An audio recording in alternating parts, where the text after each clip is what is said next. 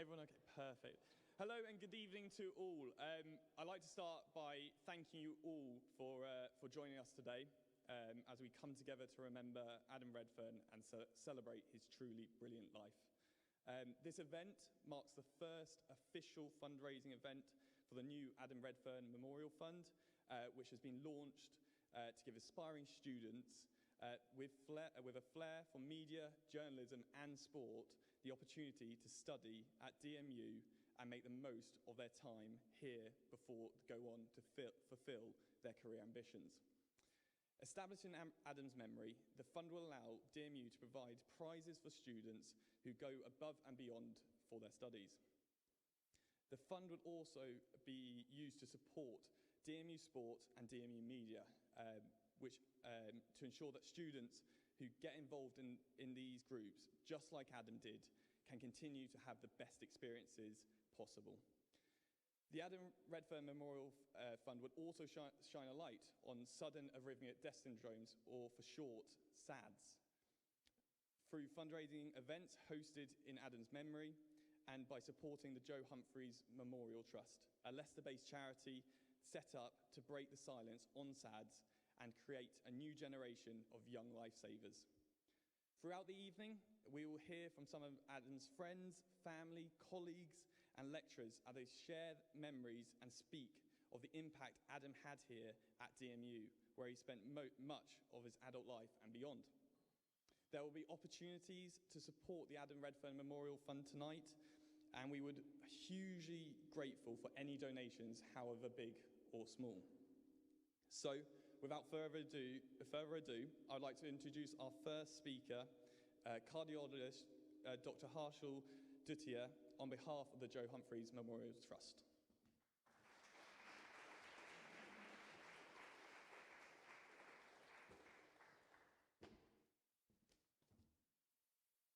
Good evening, ladies and gentlemen. I'd like to start by thanking Adam's family and Stephen for inviting me to speak at the celebration of Adam's life. It's an honor and a privilege to be able to support this fantastic day. I've been asked to speak briefly on sudden cardiac death and SADS in the young in my role as a cardiologist, and then just a bit on what some of the work done by the Joe Humphreys Memorial Trust here in Leicester in the fight against sudden cardiac death in my capacity as their medical lead. The sudden cardiac death of a young individual is a tragic event that really has a devastating impact on friends, family, and the wider communities. These events are really difficult for us to comprehend, as for many of us, these young, exercising individuals represent the healthier segment of society, and we aspire to match their athletic prowess. While these events are thankfully relatively rare, deaths due to cardiac disease are the leading cause of non-accidental death in young individuals, higher than cancer, higher than infections, higher than psychiatry problems. This suggests that sudden cardiac death in the young should rightly be considered an important public health problem. These deaths are often due to abnormalities of the heart structure or function called cardiomyopathies, or due to an abnormality in the electrical system of the heart called ion channel diseases. Often, these conditions can run in families because they have a genetic nature behind them. Sometimes, deaths can be acquired because of viral illnesses affecting the heart muscle. Some individuals will be diagnosed with these conditions after reporting symptoms such as rapid palpitations, breathlessness, or blacking out, particularly during exercise. Some may report a family history of a first-degree relative affected by this condition, or a sudden death of a young family member in unexplained circumstances. I would encourage young people with any of these symptoms or family history to come forward to the GPs so that they can be referred for evaluation by a specialist. This is all available on the NHS. However, unfortunately, in about 80% of cases, cardiac arrest, a rapid, fast, dangerous heart rhythm, can be the first presentation of the disease in 80% of these cases. Without treatment, cardiac arrest will invariably result in sudden cardiac death. The single most effective treatment to reduce the risk of sudden cardiac death following cardiac arrest is the early administration of cardiopulmonary resuscitation and use of an external defibrillator. The use of an external defibrillator within the first 2 to 3 minutes following cardiac arrest has been shown to increase the survival rate in these cases to 70%. This is important because there are several medical and surgical treatments available that can be offered to a survivor of cardiac arrest to reduce the risk of future cardiac arrests happening, to allow them to potentially have a normal life expectancy and a good quality of life. Conversely, however, for every minute resuscitation and an external defibrillator is not administered, the chances of survival reduced by 10%. This suggests that we need to be better prepared as society in general for the early recognition and treatment of cardiac arrest. At elite sport level, this is generally done well. However, at grassroots and recreational sport level, where the majority of our young population is, this could and should be better. As Stephen's already said, the Joe Humphreys Memorial Trust has been set up to break the silence on sudden cardiac death in the young and SADS, to create a new generation of young lifesavers, and to inspire young people to achieve their potential.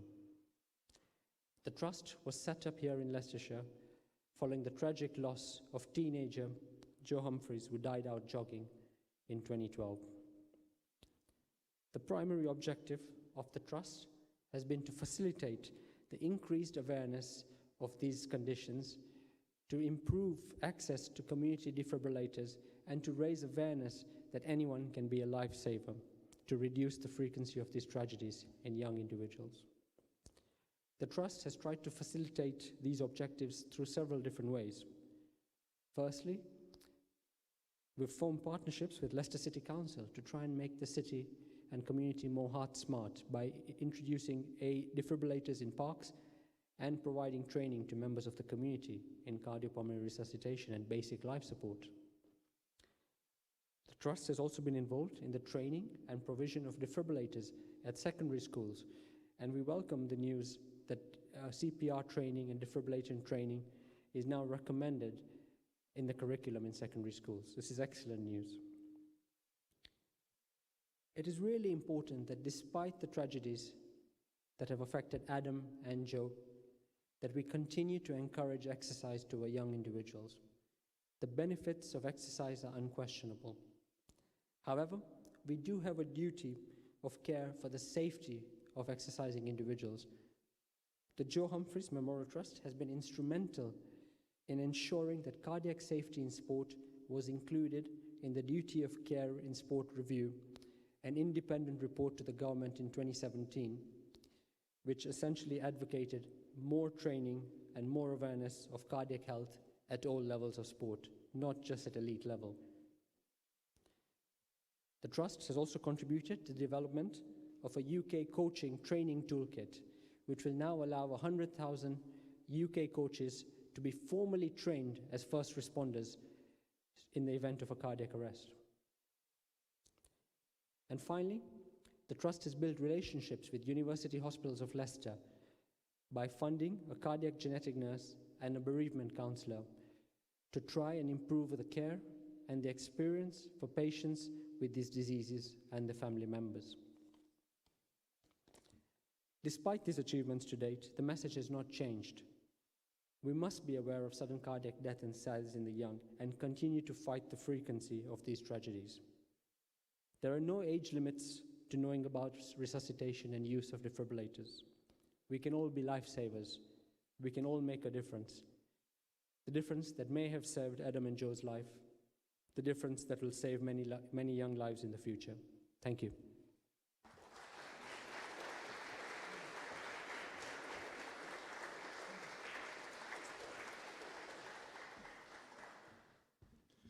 Thank you, Dr. Dutier, for that insightful and fascinating speech. I'm hoping everyone was able to take something from that. In our first performance from the DMU Gospel Choir, please welcome them to the stage.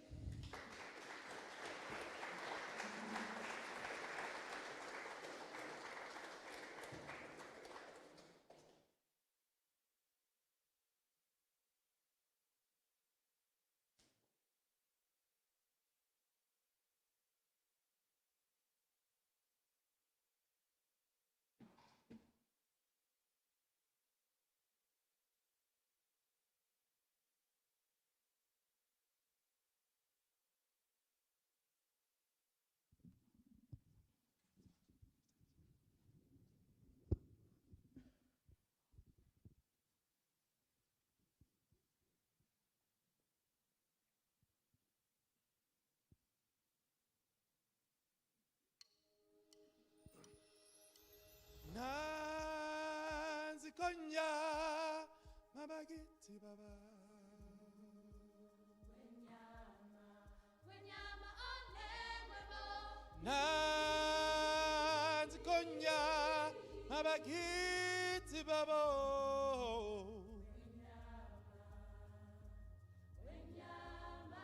Zingoba Yelele Zingoba.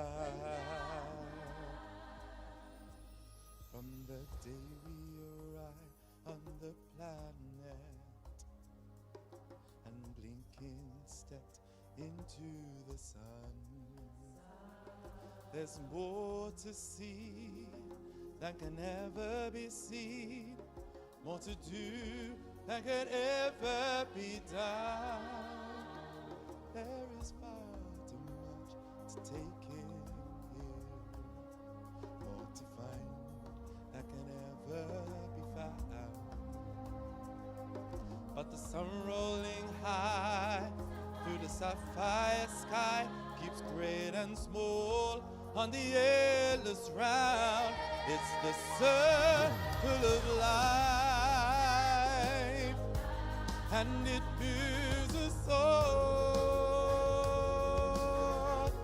through despair and hope, through faith and love, till we find our place on that path unwinding in the circle.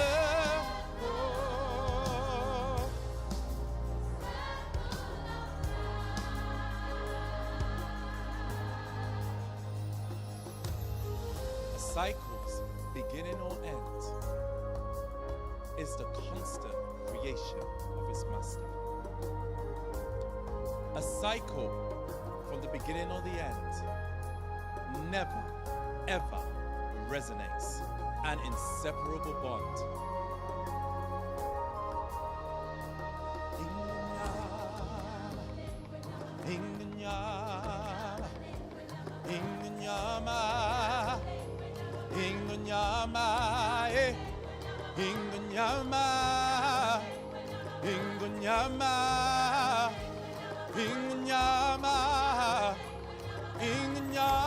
In the circle of life, and it moves us all through despair and hope, through faith and love, till we find our place on that path unwinding.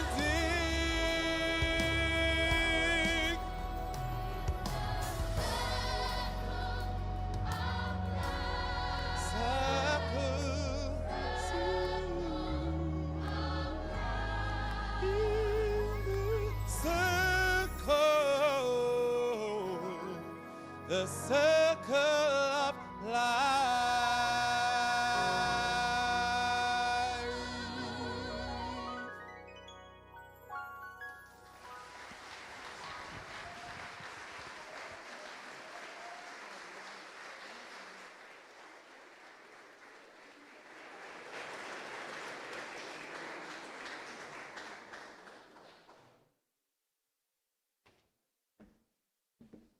Thank you very much for that, the DMU Gospel Choir. Unfortunately, we might be having a few technical issues with our first speaker, so actually, could I invite Tor Clark to come up first for the first speech that we're hearing from Adam's friends, family, lecturers, and people who knew him at his time at DMU.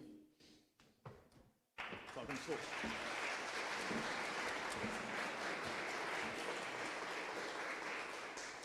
Hello everyone, my name's Tor Clark. I was programme leader of the journalism degree here at DMU and I was Adam's personal tutor for the period that Adam was a student. I was then, I had a role with the university, which meant that Adam and I saw each other when he was representing the Students' Union and I was representing the university, which I was just saying to someone early on was quite nice because there'd be these high-level university SU talks going on and me and Adam be sitting in the corner and think, what's going on here, you know? It was fantastic. And afterwards, my boss, who was a Pro-Vice-Chancellor, said, you seem to have established really good relations with Adam. And I said, well, I should think so. I was his personal tutor for 3 years, you know? Anyway, lovely to see you. So sorry about the circumstances. I'll just share, if you're all right, a couple of little memories about Adam. It's fantastic here. There's a few people here who were in his class, his group, when he came in 2011. His mum and dad, we had some correspondence, and they reminded me about when we first met, when he actually visited the university. So I've known Adam longer than I thought I had, because we'd had that conversation there. So you all know him. You know the sort of guy he was. For me, he had many different sort of attributes and qualities. He was, and I'm sorry to Tom and Ella and Lauren and Izzy, but if I had to leave a message with the group, it was Adam I left it with, because I knew Adam would pass it on and what have you.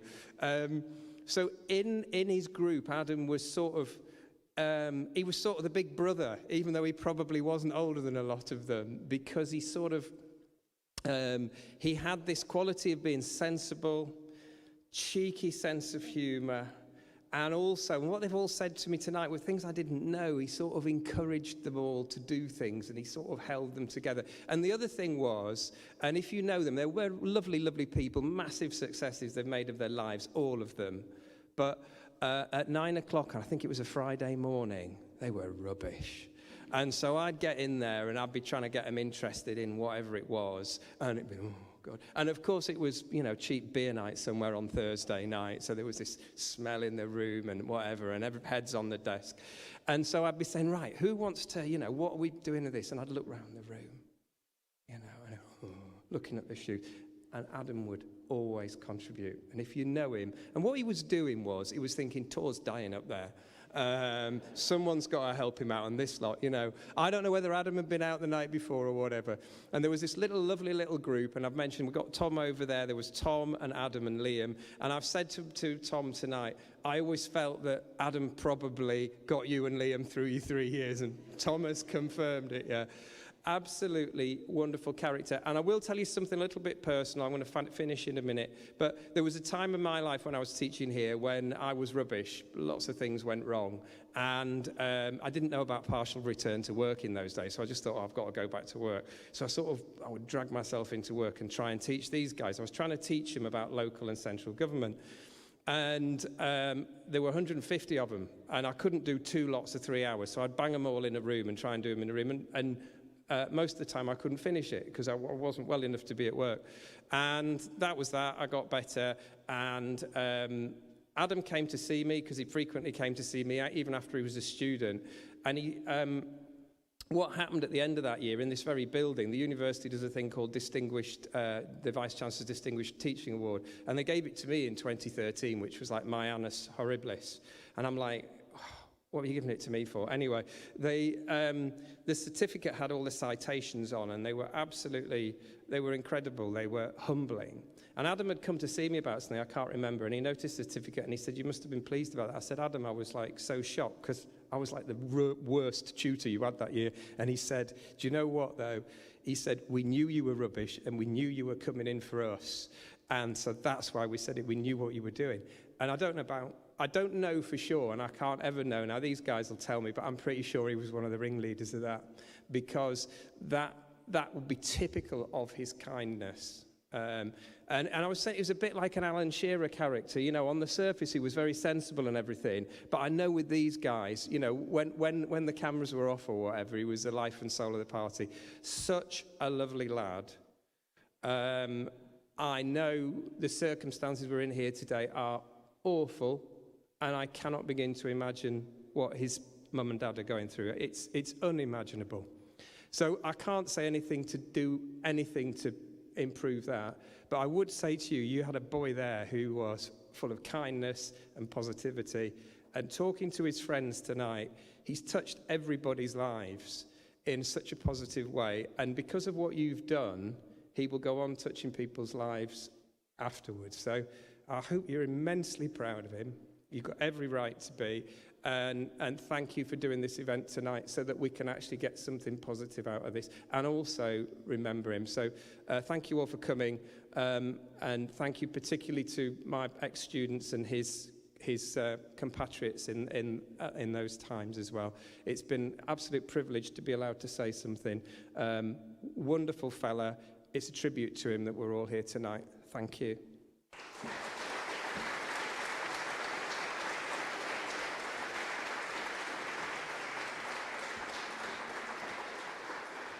Thank you so much, Tor, for sharing those incredible memories of Adam.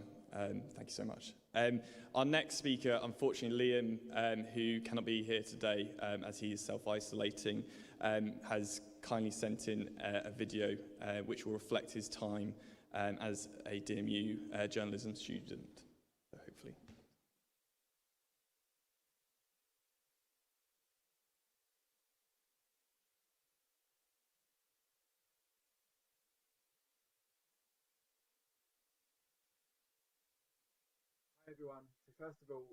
Hi everyone. So first of all, for those who don't know me, my name's Liam. I studied journalism with Adam at Montfort University for 3 years, and ever since graduating, we've remained close friends. Ever since, many apologies that I couldn't be there. I'm extremely gutted that I couldn't come today. But sadly, I've been pinged by the NHS app, just like so many others, so I'm having to self-isolate for 10 days. But I just wanted to say what an honour it is to have been asked to do a speech, just to remember and to reflect on Adam's incredible life, and just hopefully do justice to the amazing man that he was. So I'm going to spend the next couple of minutes just sharing some of those great memories that I had with Adam. So yeah, and I think first of all, just to say, it has been really tough writing these lines. I think when you meet someone, you know, as incredibly special as Adam was, you want to find the words that really kind of do him justice, and hopefully I can do that. But you know, like everyone else, I was so deeply shocked about Adam's passing. He was, I think to so many, one of the people you'd least expect this sort of thing to happen to. But I think that just goes to show how cruel and fragile life can be. But I do think it's just so important that we all, you know, share the memories and times we had with Adam, because like I keep saying, he was such a special human being, and you know, for me personally, I had so many great times with him. And to start, I think going right back to the beginning, to the first day that we started at university, I remember speaking to him in our very first seminar on our journalism course. And I remember him coming over to talk to me. We instantly clicked, and he asked me to set the tone really for the rest of our friendship, what football team I supported. And after I replied, I asked him the same, and I think we instantly realised that we had a bit of a close connection, in the sense that we both supported rubbish football teams, and that would become a constant theme of conversation throughout our friendship. He would remind me though that despite how bad Derby County were performing, that my team would always be worse, and he was right. But I do think Adam will always be the most selfless person I've ever met. Ever since I knew him, he'd always go out his way to help me and others, to inspire, and you know what, sometimes even push us along if he felt like we needed it, in order to really reach our potential. And I think one of the best examples of that I can give is when he convinced me to join Demon Media. He was extremely persistent in getting me involved. I declined quite often at the beginning because I just felt like I had to, you know, too much work to do on my course, or wouldn't be able to find the time, or you know, was generally just lacking confidence about the idea. But he was, like I said, so persistent with the idea, and after joining, I can quite honestly say in the 3 years I spent at university, it was the best experience I had. And without Adam, it wouldn't have happened. So I'm so grateful to him for pushing me along in that process. And during that time, we had so many amazing experiences. We got to go to Leicester City games, interviewing the players and managers, sharing kind of a radio show together where we'd often talk for 4 to 5 hours just about football, which to us was kind of living the dream. And then coming to think of it, I don't think we've ever really had a conversation that didn't involve football, be it on the radio or not. And like I said, it really was living the dream, and it was a genuine pleasure to do that alongside Adam for 3 years. And during our studies, Adam was always there he was always that guy who would lift your spirits, he had so much energy and positivity. And I think one of the memories again that springs to mind was when we were studying to do 100 words per minute shorthand, which for anyone who's been through it will empathise with how difficult that is to achieve, or at least it was for us. And it became a tradition that Adam would turn up to those arduous sessions with a bag of pick and mix, and it was always packed to the brim with white mice, which were Adam's favourites. And quite often in those sessions, we'd end up quite delirious and high on sugar, acting like a bunch of school children. But they were really funny memories for us. I think whenever someone close passes away, it almost seems cliched, and it seems like it's always the said thing that people say, wasn't that person the kindest or the nicest person in the world?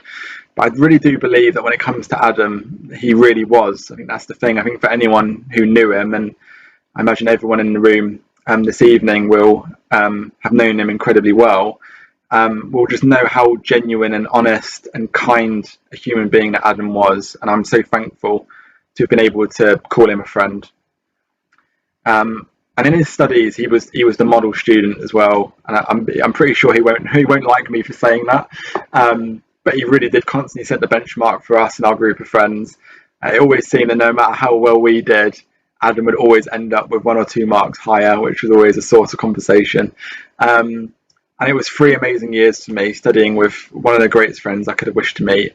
And our graduation day is a memory that will always live with me. I think it was just such a nice occasion for us to be able to celebrate everything we'd been through and everything we achieved together, whether that was turning up to media law seminars at 9 a.m. on a Thursday after being at the student union the night before, particularly hungover, or whether it was those endless hours we used to spend in the library just trying to crack 100 words per minute shorthand, and going out of our minds. So we had so many great memories that we shared together. And actually on the last call that me and Adam shared, possibly a week before his passing, what was really nice was we were actually talking about some of those great memories that we had at university. And I think that phone call will always be something that stays with me. And Adam is selfless. He is humble, determined, and an inspiration to so many. And I say is and not was there on purpose, because I think that although he was taken from us so tragically, and way before his time, like I said, he had so much to offer. I think despite that, he will live with us forever. I think the experiences I had with him, the things he taught me, the memories I shared with him, they'll never leave me, and kind of his memory will live with me forever.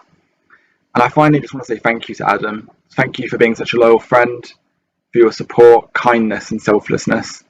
You were incredibly loved, Adam, and I really hope you knew how highly everyone thought of you. You really were the best of us. Thank you for just having such a profound impact on my life.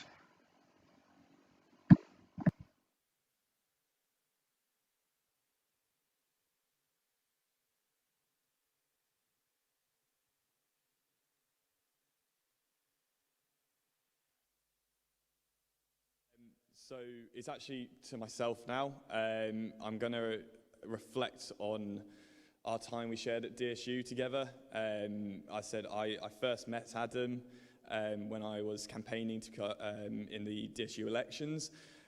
Not really knowing much about Adam before, knew his name through football and meeting him on a few nights out.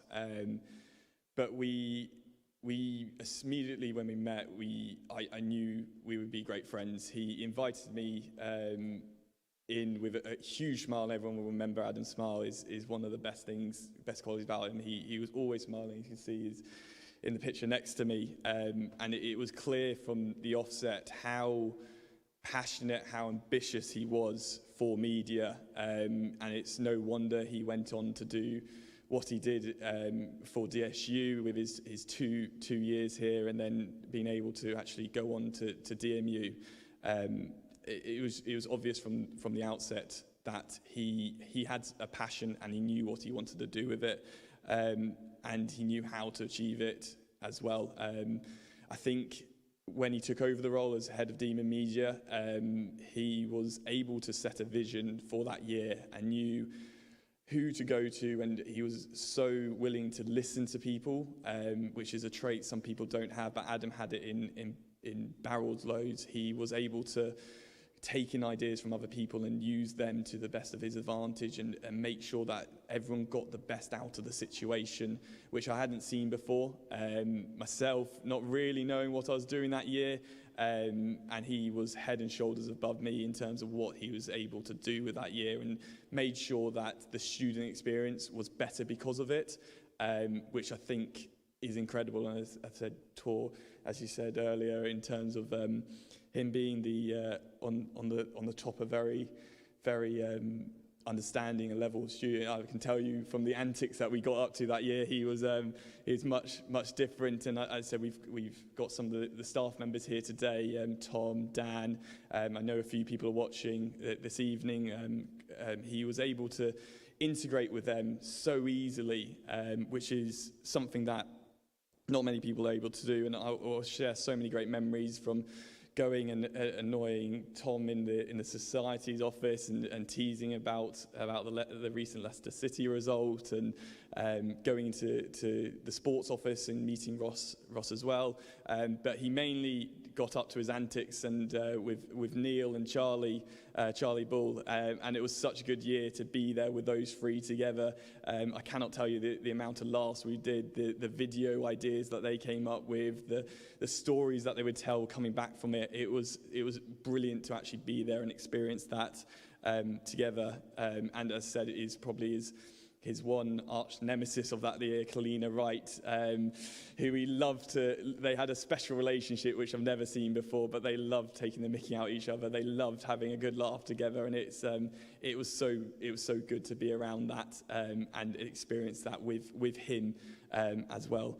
But I said one of the things, and I think Liam too, one of the things, he was always up for a party, he was always up for a night out. Freshers Week, our first Freshers Week, he kept ringing me when I was trying to get to bed. He was, come out for another night, we're going again. And I was suffering. But we were getting to the SU next morning. We were persuading Chris Hackett to give us a free SU breakfast. And we needed that to keep us going for the day. But he was so good. He was such a wonderful person to be around and be a part of his life. And said one of the things where I knew I made a friend for life, it wasn't the whole year. It was a specific 4 days where me and Adam actually did a cycling event, a cycling charity event for the Joe Humphreys Memorial Trust.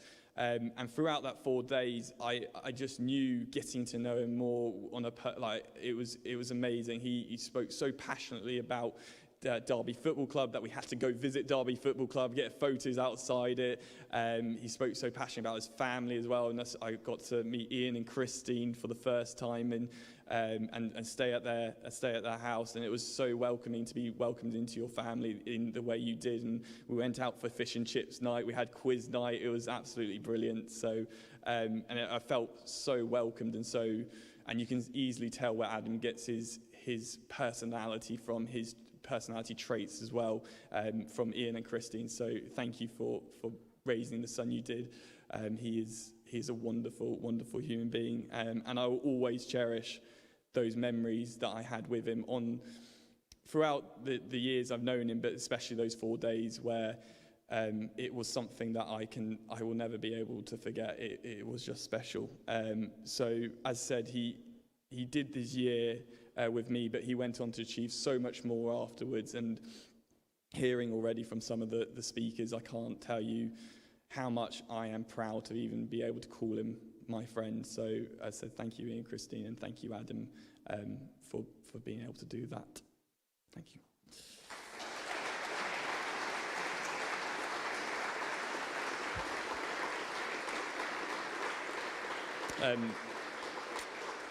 Our next speaker this evening is the Lord Lieutenant of Leicestershire, Mike Kapoor, OBE, who got to know Adam through his work at DMU.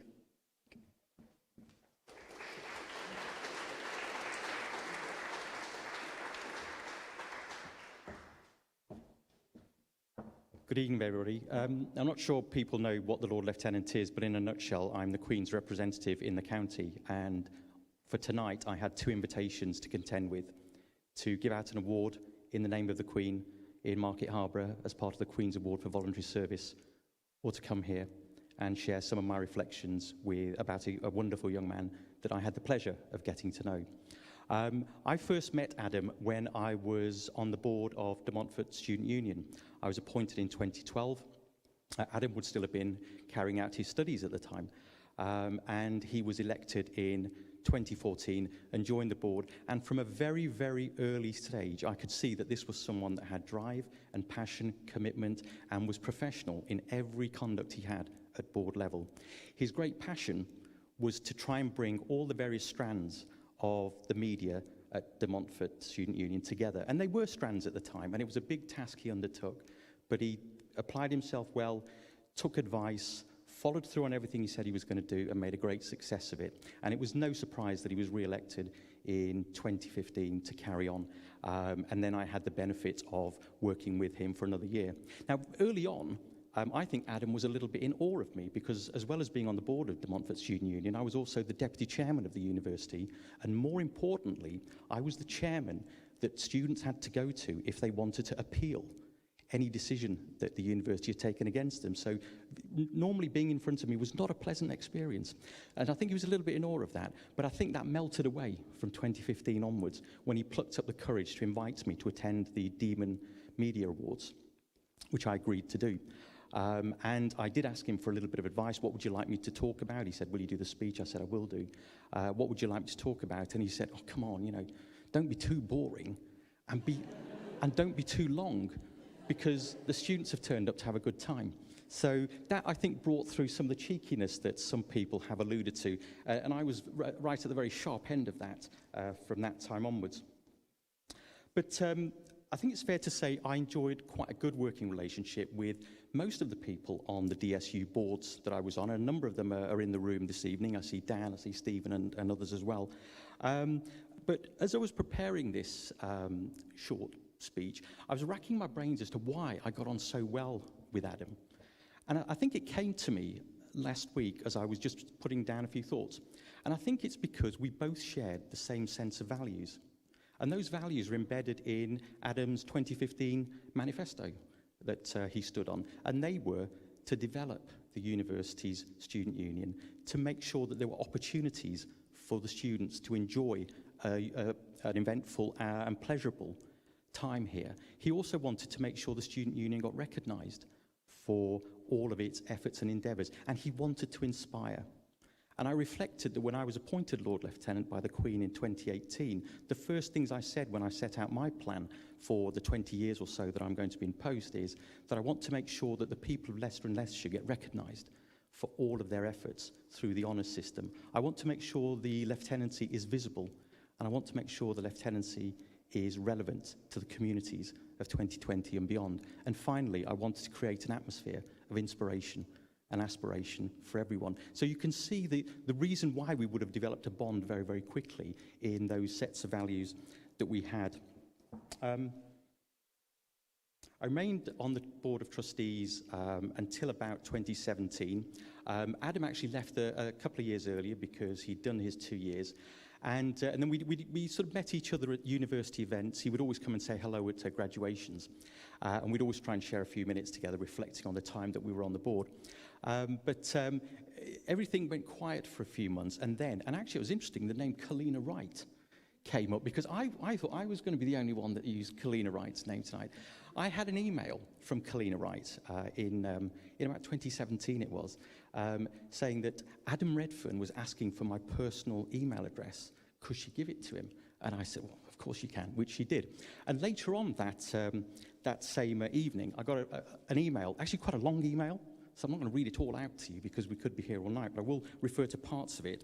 And what he was doing was bringing me up to date with what he'd been doing in the year or so since we'd last spoken, and asking me for a favour. And I'll quote these bits. This is where Adam, I think, reasserted his confidence in his relationship in approaching me. He said, he brought me up to speed with 2 jobs that the university was advertising, and he actually wanted them both, but we had to choose one, so that was the basis of his email. And he wrote, I remember having a discussion with you in May 2015 when you attended the Demon Media Awards and subsequently afterwards via email, that if I needed a reference, you'd be happy to oblige. I'm emailing you to see if that offer is still there and if you would be happy for me to include your details on my application.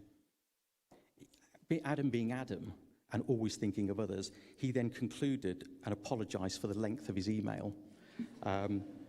That did make me smile because I think, again, that's one of the traits Adam has, that he always thought about the other person as well as himself. So he was asking a favour, but he kind of also knew somebody quite busy that he needed to try and get on board, and he wanted to make sure that he understood that he respected my time and support. But I agreed, obviously, so I'm delighted to have played a small part in his time taking up appointment here at DMU. And actually, I'm very glad that I did, because a couple of really important legacies came out of Adam taking up that position.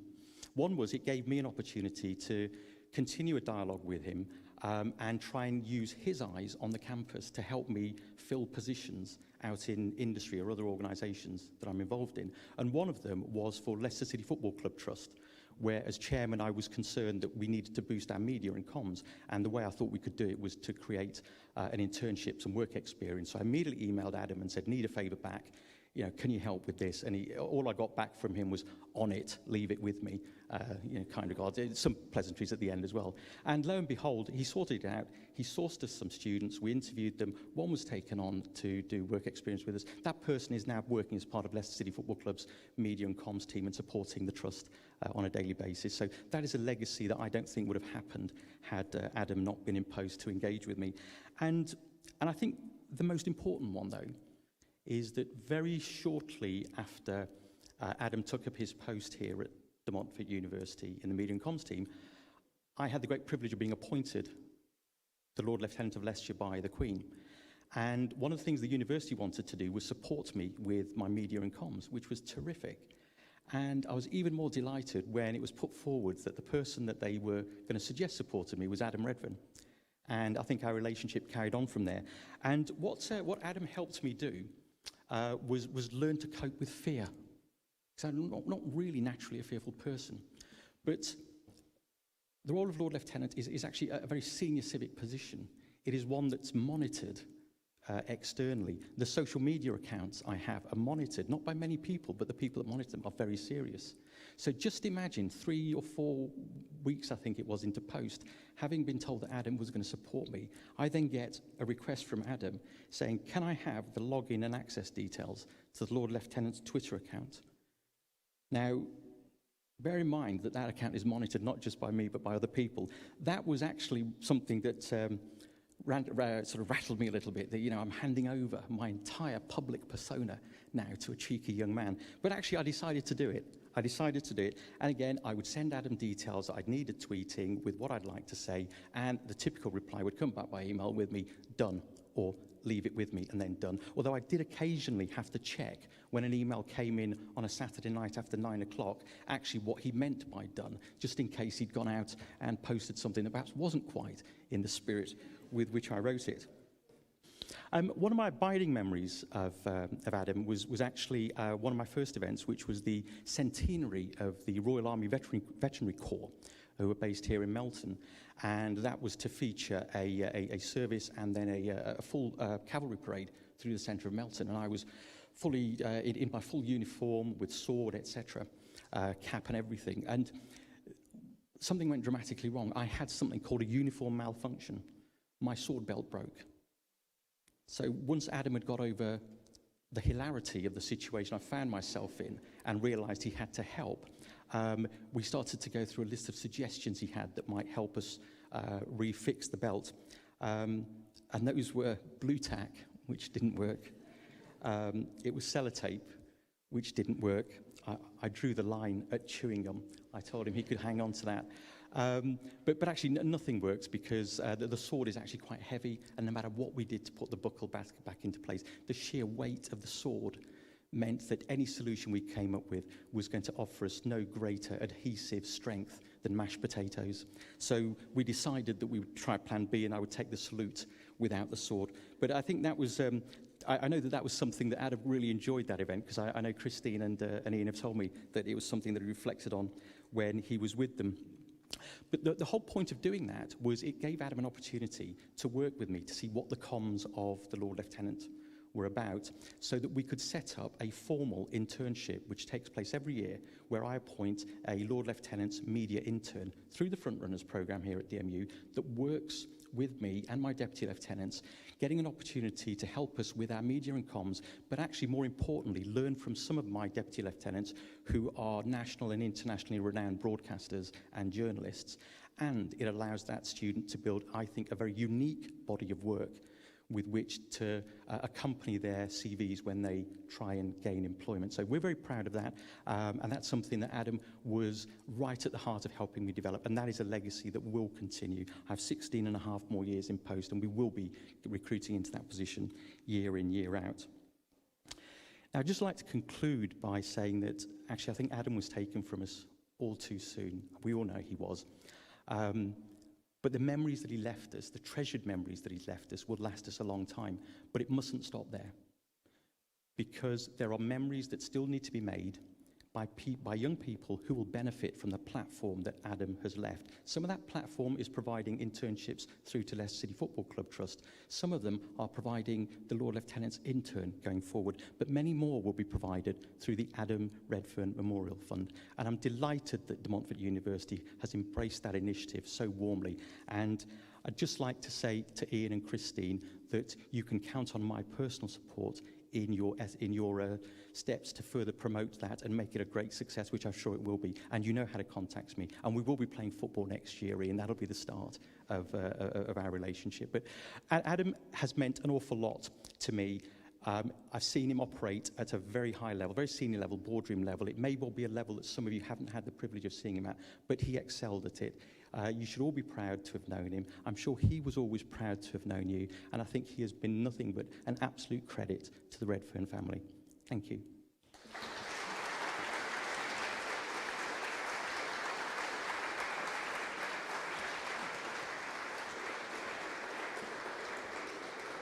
Thank you, Mike, for that speech. Before we move on, we have a special montage set up by Demon Media, which Adam plays such a huge role with his time at university.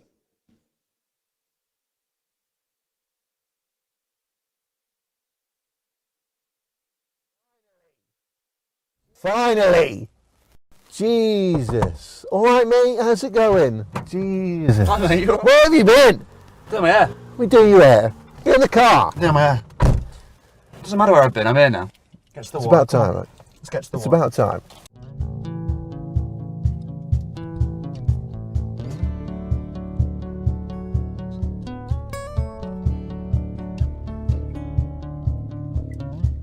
I stare into the sun, shouldn't have begun. Something to act on in my eyes you showed.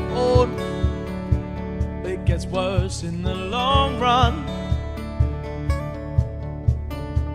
I get this fire inside and it burns my eyes to see you with all the people being smothered. Nothing's left to be uncovered. Well, if you can talk your way back home, I'll be the one to show you all. And if you can talk your way back home, I'll be the one to show you all. And it feels like you won't stop shining now, yeah. I wish you could see this.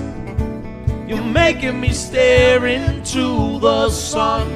I need to stop looking before I catch you on the rerun. The whole world stops and stares for a while. 'Cause you're amazing. just the way you are, the way you are. Seems everywhere I look is pictures that you took, looking left, right, and center, up and down's no better. But I'm calm and collected. I'm waiting for an eclipse, and I hope I miss your next good looking and the way he's pushing. I'm kind of a big deal, you know. I mean, Vice President Media and Communications. That's quite a big job title. What is it you do? I support you, mate. What are you talking about? You're kind of like my bitch though, really, aren't you? Twat. Fucking idiot. Fucking knobhead. I'm Adam Redfern. So you get Adam Redfern. I said I was sorry, mate. Alright, you did say you were kind of a big deal, alright? You did say you were the vice president and I was your bitch. That's what you get. Really hurt my feelings, Charlie. Adam Redfern, always right. I'm sure you find it amusing. Well, if you can talk your way back home, I'll be the one to show you all. And if you can talk your way back home, I'll be the one to show you all. And it feels like you won't stop shining now, yeah. I wish you could see this. You're making me stare into the sun. I need to stop looking before I catch you. I wish you could see this. Is it the amount of audience members we invited today that didn't turn up? You're making me stare into the sun. I need to stop looking before I catch you on the rerun.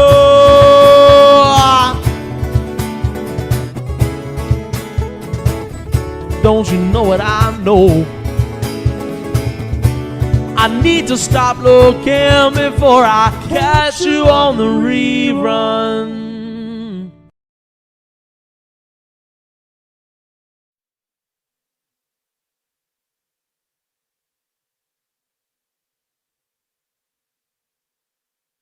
To Demon Media for putting that together, and for anyone who contributed to that. I think that was truly, truly special. Next up, I'd actually like to invite Dan Winnie to the stage, as unfortunately Ross Thacker could not be here with tonight, but he has sent his speech through to Dan, who is going to read it and add some of his own reflections as well. It's Dan.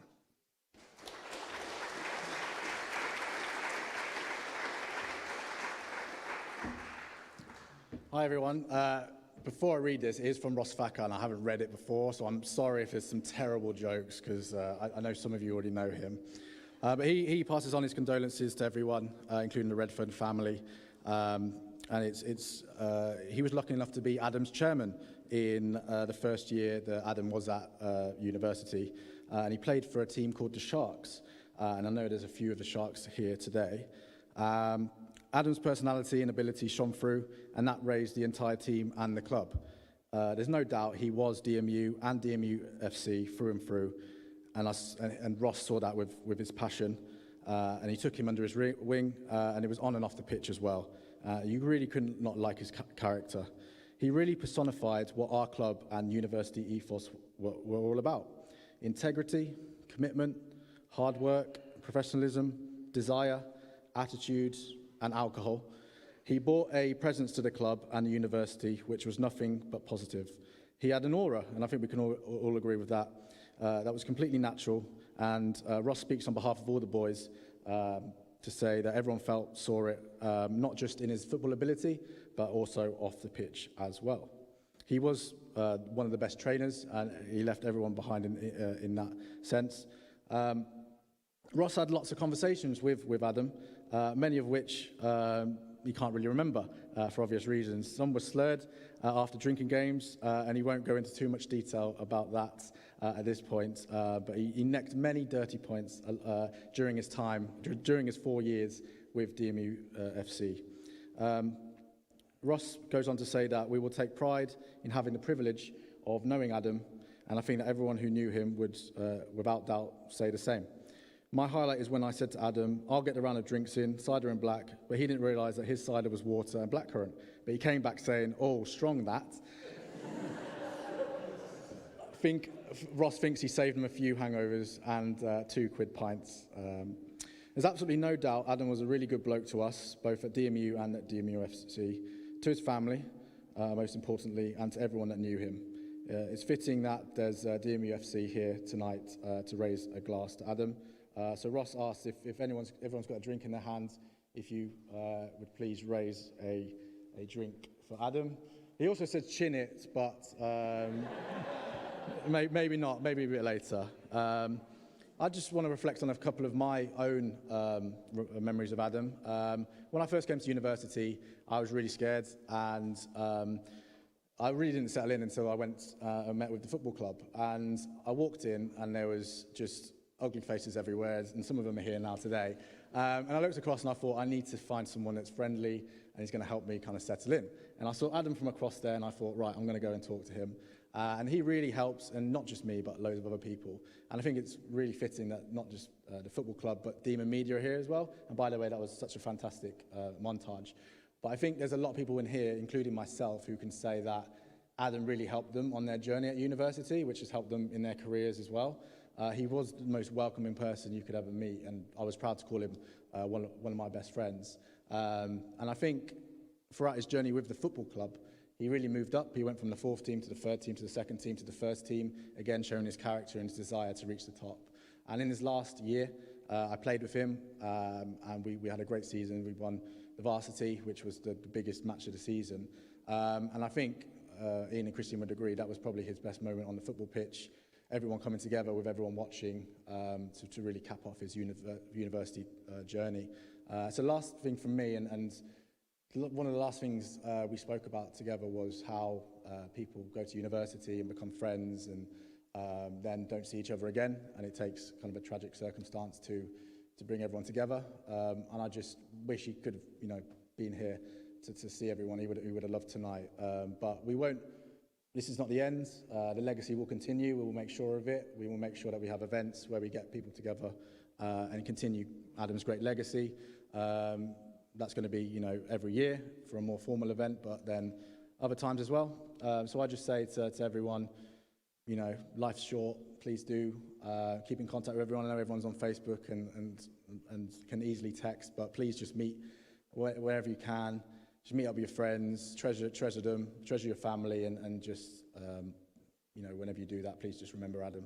So thank you very much.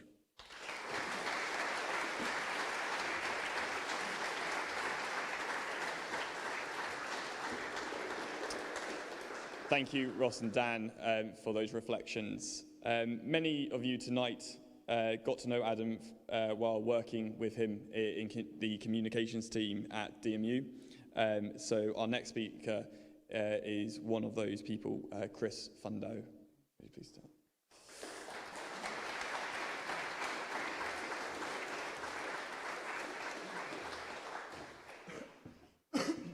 Excuse me. Whoa.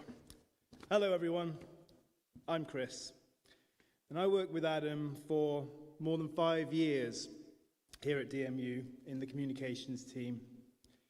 And there's a lot of people here tonight, and in a way it's strange because I was at Adam's funeral earlier this year, and there were somewhat fewer people, something which was completely understandable and necessary, but at the same time inescapably cruel. So it's great to stand here tonight and see you all, and know that Adam's funeral, while a beautiful service, really quite undersold his popularity. In fact, if it seems a worthy goal to sell out your own funeral, I feel he could have done a decent job of filling Pride Park if the circumstances had allowed. It's the same feeling I got when we published our tribute to Adam a short time after his death. For 5 years, he'd worked in our team. Funny, understated, polite, just a real gentleman, but also just one of us, just one of our small comms gang. And then we put the tribute out, And wow, just so many tributes, so many people saying how long they'd known Adam, how sweet he'd been with them, how helpful he'd been, people from clubs, societies and teams, people he'd known at university, childhood friends, students he'd done social media projects with, just so many. And while we all knew what he was like at work and felt we knew him and his life, from the 8-9 hours that we spent with him every day, suddenly this whole new Adam-shaped world opened up. And we all saw just how much he'd done, how many opportunities he'd taken, how many people he knew, how many people knew him, how loved he was. It was, with no trace of melodrama, overwhelming. But, I mean, I should have seen it coming, really. When I helped write the tribute piece and started to describe his time at DMU, first as a student, then part of the Students' Union, then part of the comms team, I suddenly realized who he was. At work, we spend so many hours just coming up with our best ideas to try and get students to take part in things, to get out, to grab opportunities, to join this club or this society, to go to this event, become activists, become an activist, just for God's sake to do stuff. And we show them why it matters, you know, how much of a benefit it is. We try and show them that employers are looking for a busy CV. And all this time, all these hours that we'd spend coming up with the ideas, trying to get students to do this stuff, we had this one true, perfect example of our ideal dream student. He's literally standing in the room with us. But not that he'd have told you. And even if he had, he would have understated it, tucked it away with a little smirk. Because he was not a showy man. He wouldn't grandstand or try and dominate a room. He'd wait for the right moment, carefully lay his idea down, sit back as it became the idea around which the plan then began to form. He worked quietly, and you could be forgiven for thinking that he was working at the edges of things. But he wasn't. He steadily took on more responsibility with the social media operation at DMU, and with a neat attentiveness began to make the whole thing run ever more smoothly. He'd find new ideas online, he'd share them, build them into the routine, he'd just tidy up folders, create simpler ways of working, all little touches, but all becoming more central to the way that we worked. And when he died, suddenly it was gone. He was taken out of the team. And that's when we realized just how much he built it around himself, just how central he was, how much we all relied on him.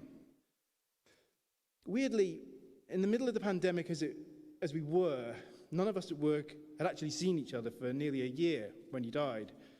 And there's something strangely disembodied about remote working anyway. Just hearing voices, you're not always seeing faces, just staring at your laptop all day. You're kind of holding a mental picture of the people that you're talking to, forgetting that they've got legs and can walk around and stuff. And Adam did occasionally put his camera on, but most of the time, he was just a little circle at the bottom of the screen with AR on it. And when he wasn't at work, or even if he was just quiet in a meeting, there was barely any trace of him, just that little AR at the bottom of the screen. And so, in those first few meetings after he died, there was a bizarre feeling that he was still there, just, I don't know, getting a cup of tea or waiting for that quiet moment to make his point. But within a few meetings, it was clear when his little quips and gifs stopped flowing through the chat rooms we shared at work, and when his dry little asides stopped peppering the morning meetings, when his indignant huffing stopped after another derby defeat, we knew that he was more than just away from keyboard. Because even remotely, even through a dark laptop screen, even when we hadn't seen him for months, he radiated life. There was no way we could kid ourselves. It was too obvious. And that's when it hurt. That's when it hurts for everyone, I suppose. When you know it stopped and won't start again. When you know you'll never see that little AR flash again, and you'll never hear the microphone channel open. But equally, in that very moment, that's when it all comes back to you. Every single moment I'd really, truly seen him alive was suddenly present in my mind. Like how he was when he and I covered varsity, and we were sitting in the QE2 Sports Centre, and it was a very uneventful netball game, but we had this live blog, and we just took it in turns to just overly melodramatically describe the action in the most extraordinary action film terms. Or we went on a DMU global trip, and I don't know if you all know this, but this place did ridiculous trips across the world with 1,000 students. And there was a little kind of comms mobile unit that went with them, and then we had to sort of spend time with the students and cover all this stuff. And he sort of led on the social media for a lot of those things. Anyway, we went to New York, and if you've been to New York, you know in Times Square there's a restaurant called Red Lobster. And Adam had been before, and he said, we've got to go to Red Lobster, it's amazing. And he kept going on. And so we got to the last night, we'd all done a really good job. I said, let's all go to Red Lobster. And it's a kind of a flashy place, it's nice, it's got, you know, tanks of lobsters when you walk through the door. We went upstairs, we had our meal, and at a certain point I went to the loo, and I came back and I sat down, and the waitress emerged with a big tray and a cake, loads of candles, and everyone started singing happy birthday. She came over and she put it down, and he told her that it was my birthday. And that's the kind of guy he was. I mean, it wasn't my birthday. Of course it wasn't my birthday. Just did it for the laughs. Or the way he totally rolled with it when I decided, me and him were at this higher education conference. It was kind of a big national thing, and we'd been asked to put on a talk on a stage like this, and it was about how you can easily create content from your mobile phone. So I had this idea that what we'd do is literally get the laptop set up, connect it to that, and make a film on stage. We'd have no preparation, nothing. Get the phone out, film each other, do some cutaways, edit it live on the screen. Adam was going to do the editing, I was going to do the, you know, talking and stuff. And it was such a good idea, and the room was packed because we'd sold it really well. And we got there, and we got the laptop out, we got it set up, yeah, and then the cable was the wrong cable, and we couldn't get the laptop to go on the screen. And so I had to say to him, please solve this. I'll fill and die on my arse for a few minutes if you can just solve this. So somehow, while I just talked and blagged my way through it, he managed to find an IT guy, get the IT guy in, set it up, and we were away. So that was useful at that moment. Or his little, when you drop by his desk to ask him a favor, or his sharp dress sense, or his perennially tanned arms, or the way he always came in with his hair fluffy and ungelled on haircut day, or the way his face would cut into a grin and he smirked under his breath whenever there was yet another filthy joke in the 9 a.m. meeting we had each day. Ultimately, I'm just pleased I got to know him. All of us at DMU are. He spent a big part of his life at DMU, and the job he did in our team pretty much was his first real career job. So he spent nearly all of his working life with us. That was our privilege. And what all of you being here tonight says to me is that life is not about who shouts the loudest. Dear God, sometimes you would have to ask him to repeat himself like 5 times. He had a quiet voice. What all of you being here tonight shows is that if you give people time, if you stop and help, if you are polite and gentle, if you are studious and modest, if you are, in short, a good person, you will be remembered. And in a world where attention seems to be demanded by everyone as a new kind of awful currency, it's good to know that so many people still know what to pay attention to. Adam now exists only as a story that we tell each other. But luckily, and possibly because he was a comms guy through and through, it's a brilliant, brilliant story to tell. Thank you.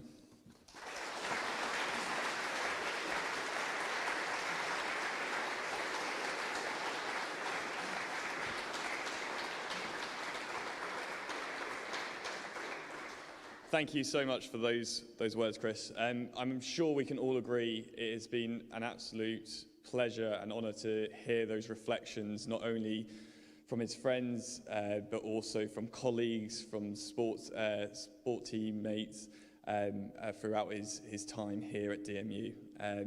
But to close the formalities this evening, I would like to invite our final speaker, Adam's dad, Adam Redfern.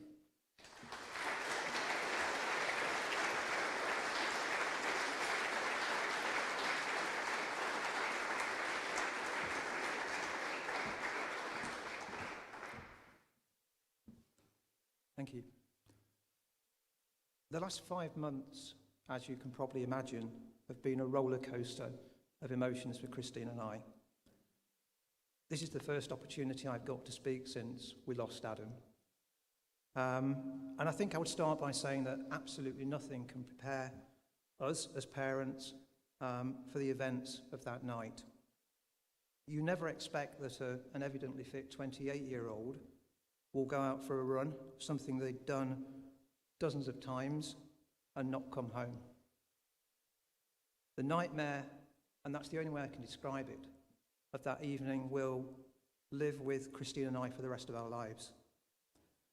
Adam was our only child.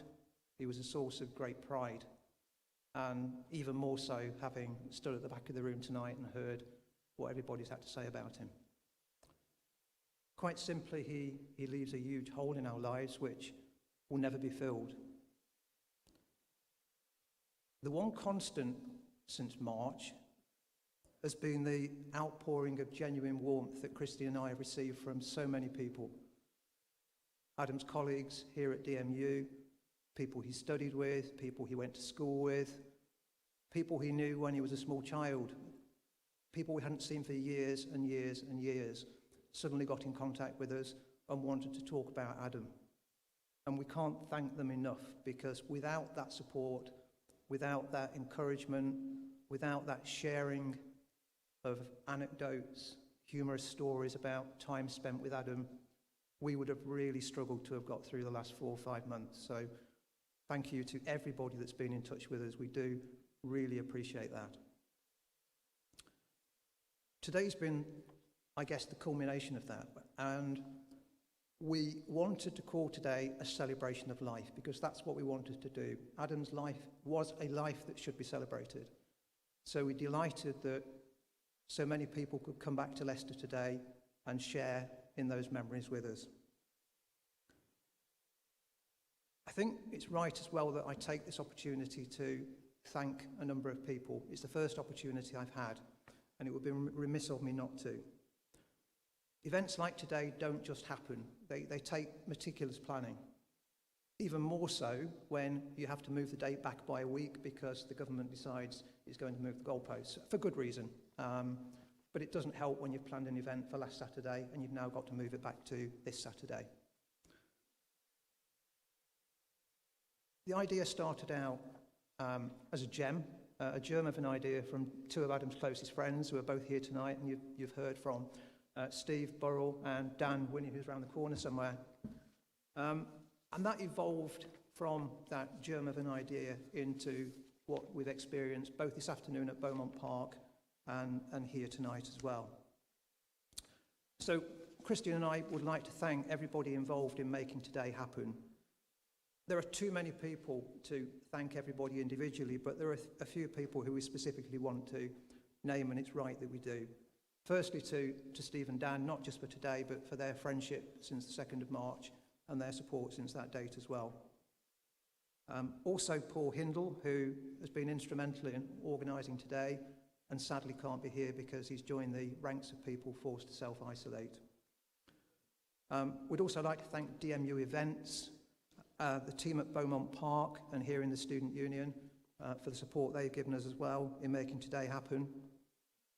And I'd also like to say thank you to Mike, the Lord Lieutenant, and everybody else who has spoken this evening about Adam, and also the fantastic gospel choir who we heard from earlier on this evening and who are going to come back in a couple of minutes and close the evening for us.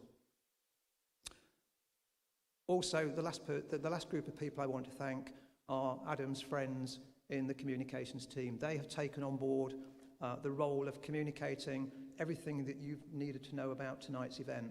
So thank you to all of them, and in particular to Sean Young, who took the lead in doing that. So we're really grateful to all of them. Thank you. Once Christian and I had got over the initial shock of losing Adam, there was no doubt in our minds that we wanted to do something to ensure that Adam's legacy would be continued. We didn't have to give too much thought to what we wanted to do, because as you've heard tonight, Adam had 2 passions in his life. One was sport, one was his job, his profession, media, and also he spent the entire period of his adult life here at DMU, either as a student, as an executive officer, or as an employee. So combining those three things, DMU, sport and media, really was very simple in determining what we wanted to do to preserve Adam's legacy. In addition to that, we were keen to ensure that heart problems in young adults are elevated in terms of profile, and that's why it was so important we heard at the beginning of tonight about those issues and what we can all do to help identify those issues and deal with one of those issues when they are in front of us, and we have to do something to try and save somebody's life. It can happen, and the more we're prepared for that and the more capability and experience we've got, the better for everybody who might be involved in that situation. So that brought us to the Adam Redfern Memorial Trust and the birth of the Adam Redfern Memorial Trust, which you've all heard about now this evening and what we plan to do through that. And I'd like to in particular thank Mel Fowler for her support in holding our hand in terms of getting through the process of getting the Memorial Fund established here at DMU. That proved to be invaluable. We only launched the fund 3 weeks ago, and we are just astounded in terms of where we've got to in that short space of time. Even before we started today, we were already at £4,000, which is simply astounding. So I would like to say thank you from both Christian and I for everybody that's contributed so far, and however much you can afford, however little that is, we will ensure that money is used firstly to preserve Adam's legacy, but also to ensure that other individuals and groups benefit from that in a really meaningful way. So thank you for your contributions so far.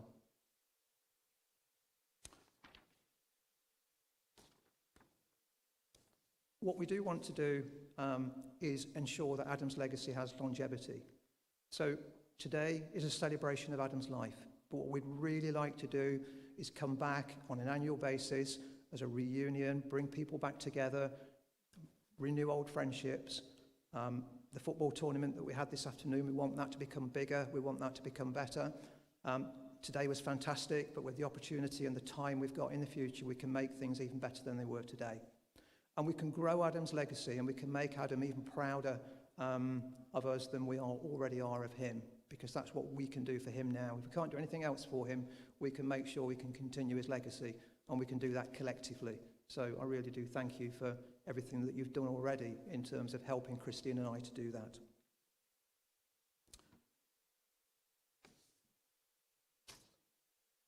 First and foremost, today has been about celebrating Adam's life, and we've done that in no small way. So we can take that away, tick the box and say that we've achieved that. But also, today, I think, is about sharing Adam's story as well. And I think it's important that we do share Adam's story, all parts of Adam's story. So before I leave you and before I hand over to the gospel choir to close the formal proceedings for us, I just want to share a couple of very personal and perhaps slightly more sobering thoughts with you. As so many people have already said tonight, Adam embraced life to the full. He worked hard, but he played hard too. He loved his job, and I think everybody would agree that he was probably never happier than when he was lacing his football boots on and going onto the pitch to play, whether that was for one of his weekend teams or here at DMU. He enjoyed his travelling, and he had a number of other active hobbies too. Photography and walking amongst them. Above all, though, throughout the majority of his life, Adam was rarely without a smile on his face. He always found time for others, to share his knowledge, to encourage, or simply offer a listening ear. We can all learn from Adam. Life is short, so enjoy it and make the most of every day you have. Secondly, and those closest to Adam will be partially aware of this, because there's a lot that he chose not to share with anybody outside immediate family. But I think it's important, and Christy and I have talked about this at length, I think it's important that we share this now because this is part of Adam's story. And it's a part of Adam's story that needs to be told. The last 5 months of Adam's life were a trial. In the space of hours last October, without any warning or expectation, he lost his fiancée, was excluded illegally from his property, was denied access to his puppy, which he doted on, and was callously stripped of an environment he created and grown to love. In the days and weeks that followed, Adam was routinely treated without any respect or care by that same individual. He had a few better days, and he would always try and show a brave face to friends and work colleagues when he was involved in interactions, either by meeting or by telephone call. But the next grenade was always just around the corner. The effect on his mental health was clear. Christine and I knew this was not the Adam that we'd known for the previous 27 and a half years of his life. Only his work continued to give him any purpose. We tried everything we knew to raise his spirits, but with only limited success. It was horrible to observe. In all probability, the sheer trauma of these events and the stress that Adam was placed under had an adverse impact on his physical health too. How much?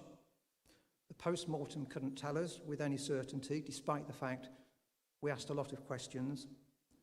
So Christian and I will never know. It's something we have to find a way to live with, as you can understand, we'll form our own view on.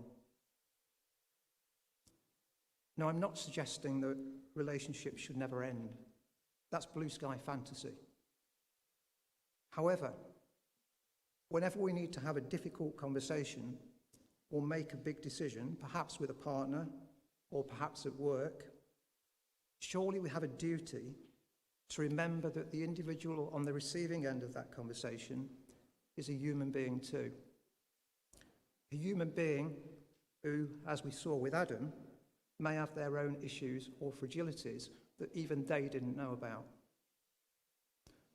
Bottom line is there's a way to behave and a way not to behave. Common decency and fairness aren't difficult concepts to grasp or follow. They say that actions and words always have consequences, and the consequences might not always be what we expect them to be. Here's proof of that. Every one of us should remember this, and to put it in its simplest terms, always endeavour to treat others with the level of care that we would expect to receive ourselves in a similar situation. If we are all to do just one thing in memory of Adam tonight, tomorrow, and the day after, then I would respectfully ask that this is it. Because that way, perhaps we can collectively put that trademark smile that disappeared in those last 5 months back onto his face. Thank you for your time. Thank you for everything you've done for Adam. Thank you for making today such a fantastic day. This is a celebration of Adam's life, and there's no better way to put a smile back on our faces and to end a celebration of life than to spend another 3 or 4 minutes listening to the DMU Gospel Choir. So to close proceedings, I'm going to invite the Gospel Choir to come and sing Hallelujah. Thank you.